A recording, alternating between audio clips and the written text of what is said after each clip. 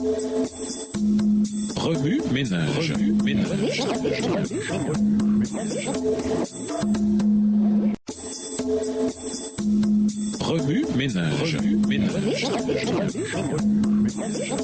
Bienvenue dans votre émission. Remue ménage. Nous voilà à la leçon de mardi. Investiguer. Lisons Apocalypse 16, les versets 13 et 14, Apocalypse 19, le verset 20, 1 Jean 4, le verset 1, Matthieu 24, le verset 24, Daniel, le chapitre 3, 1 Roi, chapitre 18, Acte 2, les versets 1 à 4 et Lévitique 10, les versets 1 à 11. Apocalypse 16, les versets 13 et 14. Et je vis sortir de la bouche du dragon et de la bouche de la bête et de la bouche du faux prophète 3 esprits impurs semblables à des grenouilles, car ce sont des esprits de démons qui font des prodiges et qui vont vers les rois de toute la terre, afin de les rassembler pour le combat du grand jour du Dieu Tout-Puissant. Apocalypse 19, le verset 20, Apocalypse 19, le verset 20, et la bête fut prise, et avec elle le faux prophète qui avait fait devant elle les prodiges par lesquels il avait séduit ceux qui avaient pris la marque de la bête et adoré son image. Ils furent tous les deux jetés vivants dans les temps ardents de feu et de soufre. 1 Jean 4, verset 1. Bien-aimés, n'ajoutez pas foi à tout esprit, mais éprouvez les esprits pour savoir s'ils sont de Dieu, car plusieurs faux prophètes sont venus dans le monde. Matthieu 24, le verset 24, car il s'élèvera de faux Christ et de faux prophètes. Ils feront de grands prodiges et des miracles au point de séduire, s'il était possible, même les élus. Daniel, le chapitre 3. Le roi Nebuchadnezzar fit une statue d'or haute de 60 coudées et large de 6 coudées. Il la dressa dans la vallée de Dura, dans la province de Babylone. Le roi Nebuchadnezzar fit convoquer les satrapes, les intendants et les gouverneurs, les grands juges, les trésoriers, les jurisconsultes, les juges et tous les magistrats des provinces, pour qu'ils se rendissent à la dédicace de la statue qu'avait élevée le roi Nebuchadnezzar. Alors les satrapes, les intendants et les gouverneurs, les grands juges, les trésoriers, les jurisconsultes, les juges et tous les magistrats des provinces s'assemblèrent pour la dédicace de la statue qu'avait élevée le roi Nebuchadnezzar. Ils se placèrent devant la statue qu'avait élevée Nebuchadnezzar. Un héros cria à haute voix: « Voici ce qu'on vous ordonne, peuple, nation, hommes de toute langue. Au moment où vous entendrez le son de la trompette,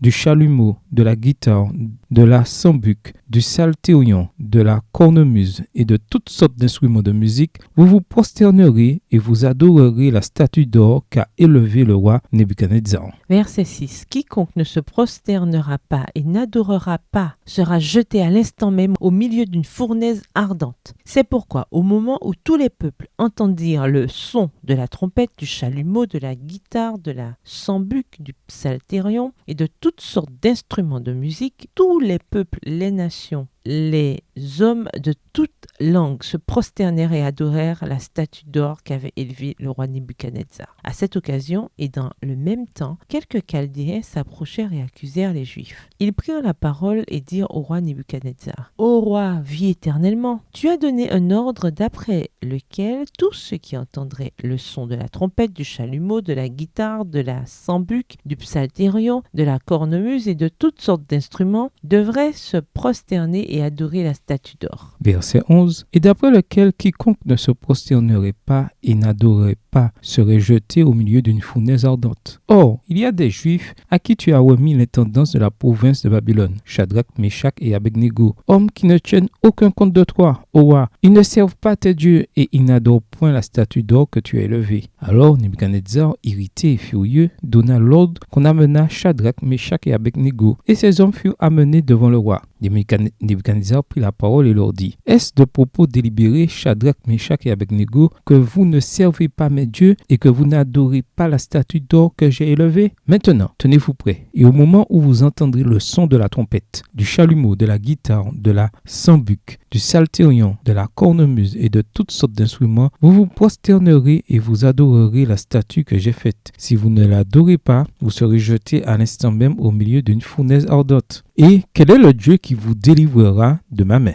Verset 16. Shadrach, Meshach et Abednego répliquèrent au roi Nebuchadnezzar: « Nous n'avons pas besoin de te répondre là-dessus. Voici notre Dieu que nous servons peut nous délivrer de la fournaise ardente, et il nous délivrera de ta main. » au roi. Sinon, sache, ô roi, que nous ne servirons pas tes dieux et que nous n'adorerons pas la statue d'or que tu as élevée. » Sur quoi Nebuchadnezzar fut rempli de fureur et il changea de visage en tournant ses regards contre Shadrach, Meshach et Abednego. Il reprit la parole et ordonna de chauffer la fournaise 7 fois plus qu'il ne convenait de la chauffer. Puis il commanda à quelques-uns des plus vigoureux soldats de son armée de lier Shadrach, Meshach et Abednego et de les jeter dans la fournaise ardente. Verset 21. Ces hommes furent liés avec leurs caleçons, leurs tuniques, leurs manteaux et leurs autres vêtements et jetés au milieu de la fournaise ardente. Comme l'ordre du roi était sévère et que la fournaise était extraordinairement chauffée, la flamme tua les hommes qui y avaient jeté Shadrach, Meshach et Abednego. Et ces 3 hommes, Shadrach, Meshach et Abednego, tombèrent liés au milieu de la fournaise ardente. Alors le roi Nebuchadnezzar fut effrayé et se leva précipitamment. Il prit la parole et dit à ses conseillers: « N'avons-nous pas jeté au milieu du feu 3 hommes liés ?» Ils répondirent au roi: « Certainement, au roi. » Il reprit et dit: « Eh bien, je vois 4 hommes sans lien qui marchent au milieu du feu et qui n'ont point de mal. Et la figure du 4e ressemble à celle d'un fils de Dieu. »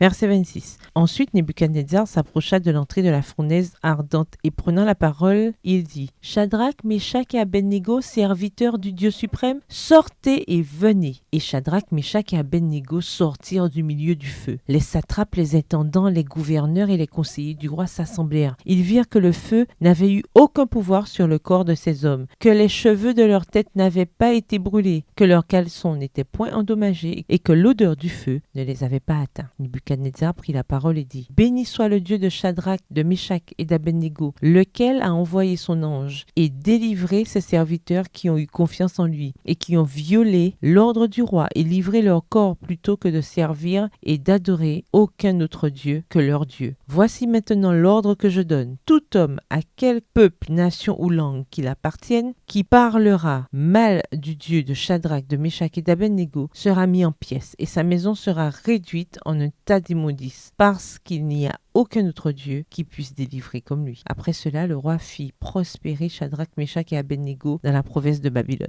1 Roi, le chapitre 18. 1 Roi, le chapitre 18. Bien des jours s'écoulèrent et la parole de l'Éternel fut ainsi adressée à Élie dans la 3e année. « Va, présente-toi devant Akab et je ferai tomber de la pluie sur la face du sol. » Et Élie alla pour se présenter devant Akab. La famine était grande à Samarie. Et Akab fit appeler Abdias, chef de sa maison. Or, Abdias craignait beaucoup l'Éternel. Et lorsque Jézabel extermina les prophètes de l'Éternel, Abdias prit 100 prophètes qu'il cacha 50 par 50 dans une caverne, et il les avait nourris de pain et d'eau. Akab dit à Abdias: « Va par le pays vers toutes les sources d'eau et vers tous les torrents. Peut-être se trouve-t-il de l'herbe, et nous conserverons la vie aux chevaux et aux mulets, et nous n'aurons pas besoin d'abattre du bétail. » Verset 6. Ils se partagèrent le pays pour le parcourir. Akab alla seul par un chemin et Abdias alla seul par un autre chemin. Comme Abdias était en route, voici Élie le rencontra. Abdias, l'ayant reconnu, tomba sur son visage et dit: « Est-ce toi, mon seigneur Élie ?» Il lui répondit: « C'est moi. Va, dis à ton maître, voici Élie. » Et Abdias dit: « Quel péché ai-je commis pour que tu livres ton serviteur entre les mains d'Akab, qui me fera mourir? L'Éternel est vivant. Il n'est ni nation, ni royaume où mon maître n'est envoyé pour te chercher. » Et quand on disait que tu n'y étais pas, il faisait jurer le royaume et la nation que l'on ne t'avait pas trouvé. Verset 11. Et maintenant tu dis: Va, dis à ton maître, voici Élie. Puis, lorsque je t'aurai quitté, l'Esprit de l'Éternel te transportera je ne sais où, et j'irai informer Akab qui ne te trouvera pas et qui me tuera. Cependant, ton serviteur craint l'Éternel dès sa jeunesse. N'a-t-on pas dit à mon Seigneur ce que j'ai fait quand Jézabel tua les prophètes de l'Éternel? J'ai caché 100 prophètes de l'Éternel, 50 par 50 dans une caverne, et je les ai nourris de pain et d'eau. Et maintenant tu dis: Va, dis à ton maître, voici Élie, il me tuera. Mais Élie dit: L'Éternel des armées dont je suis le serviteur est vivant. Aujourd'hui, je me présenterai devant Akab.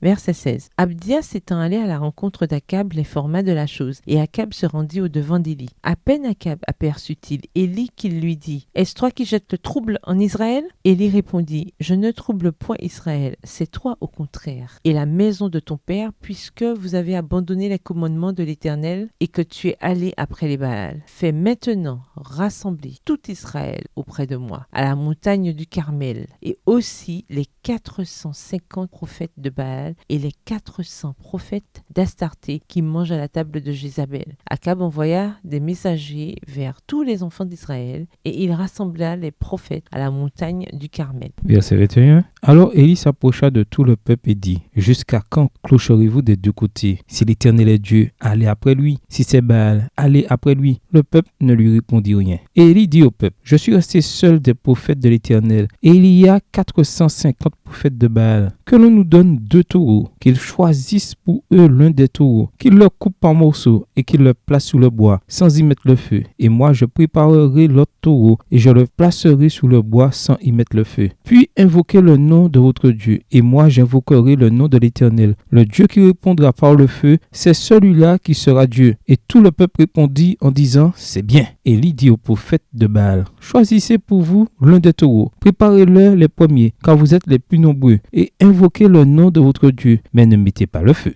Verset 26, ils prirent le taureau qu'on leur donna et le préparèrent. Et ils invoquèrent le nom de Baal depuis le matin jusqu'à midi en disant, « Baal, réponds-nous !» Mais il n'y eut ni voix ni réponse. Et ils sautaient devant l'autel qu'ils avaient fait. À midi, Élie se moqua d'eux et dit, « Criez à haute voix puisqu'il est Dieu. Il pense à quelque chose, ou il est occupé, ou il est en voyage. Peut-être qu'il dort, et il se réveillera. » Et ils crièrent à haute voix, et ils se firent selon leur coutume des incisions avec des épées, avec des lances, jusqu'à ce que le sang coulât sur eux. Lorsque midi fut passé, ils prophétisèrent jusqu'au moment de la présentation de l'offrande. Mais il n'y eut ni voix, ni réponse, ni signe d'attention. Élie dit alors à tout le peuple, « Approchez-vous de moi. » Tout le peuple s'approcha de lui. Et Élie rétablit l'autel de l'Éternel qui avait été renversé. Verset 31. Il prit 12 pierres d'après le nombre des tribus des fils de Jacob auxquels l'Éternel avait dit, Israël sera ton nom. Et il bâtit avec ces pierres un autel au nom de l'Éternel. Il fit autour de l'autel un fossé de la capacité de 2 mesures de semences. Il arrangea le bois, coupa le taureau par morceaux et le plaça sur le bois. Puis il dit, remplissez d'eau 4 couches et versez-les sur l'holocauste et sur le bois. Il dit, faites-le une seconde fois, et ils le firent une seconde fois. Il dit, faites-le une troisième fois, et ils le firent une troisième fois. L'eau coula autour de l'autel, et l'on remplit aussi d'eau le fossé. Verset 36. Au moment de la présentation de l'offrande, Élie le prophète s'avança et dit, « Éternel Dieu d'Abraham, d'Isaac et d'Israël, que l'on sache aujourd'hui que tu es Dieu en Israël, que je suis ton serviteur et que j'ai fait toutes ces choses par ta parole. Réponds-moi, Éternel, réponds-moi, afin que ce peuple reconnaisse que c'est toi, Éternel, qui es Dieu, et que c'est toi qui ramènes leur cœur. » Et le feu de l'Éternel tomba et il consuma l'holocauste de bois, les pierres et la terre, et il absorba l'eau qui était dans le fossé. Quand tout le peuple vit cela, ils tombèrent sur leur visage et dirent, « C'est l'Éternel qui est Dieu. » Saisissez les prophètes de Baal, leur dit Élie, qu'aucun d'eux n'échappe. Et ils les saisirent. Élie les fit descendre au torrent de Gizon, où il les égorgea. Verset 41. Élie dit à Akab, monte, mange et bois, car il se fait un bruit qui annonce la pluie. Akab monta pour manger et pour boire, mais Élie monta au sommet du Carmel, et se penchant contre terre, il mit son visage entre ses genoux, et dit à son serviteur, monte, regarde du côté de la mer. Le serviteur monta, il regarda et dit, il n'y a rien. Élie dit 7 fois, retourne. À la 7e fois, il dit, voici un petit nuage qui s'élève de la mer, et qui est comme la paume de la main d'un homme. Élie dit, monte, et dit à Akab, attelle et descend, afin que la pluie ne t'arrête pas. En peu d'instants, le ciel s'obscurcit par les nuages, le vent s'établit, et il y eut une forte pluie. Akab monta sur son char et partit pour Jizréel. Et la main de l'Éternel fut sur Élie, qui se saignit les reins et courut devant Akab jusqu'à l'entrée de Jizréel.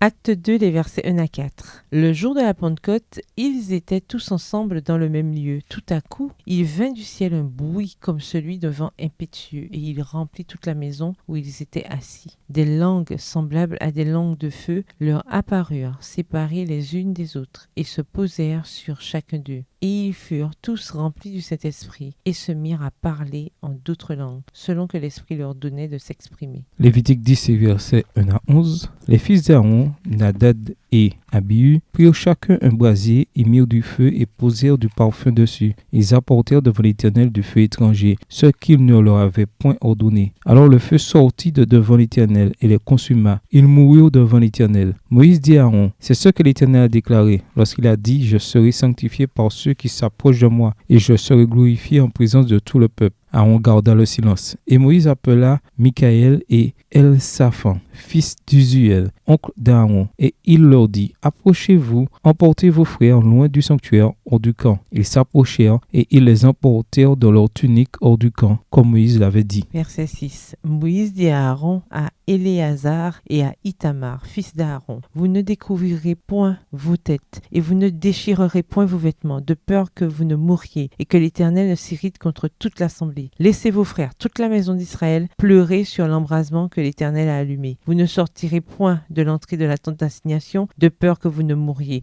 car l'huile de l'onction de l'Éternel est sur vous. Ils firent ce que Moïse avait dit. L'Éternel parla à Aaron et dit, tu ne boiras ni vin ni boisson, enivrant toi et tes fils avec toi, lorsque vous entrerez dans la tente d'assignation, de peur que vous ne mouriez. Ce sera une loi perpétuelle parmi vos descendants, afin que vous puissiez distinguer ce qui est saint de ce qui est profane, ce qui est impur de ce qui est pur, et enseigner aux enfants d'Israël toutes les lois que l'Éternel leur a données par Moïse. Ménage, quelle relation ces versets ont-ils avec le passage principal? Quels autres versets ou promesses vous viennent à l'esprit en rapport avec Apocalypse chapitre 13? Au revoir. Et à demain si Dieu veut. Remue ménage.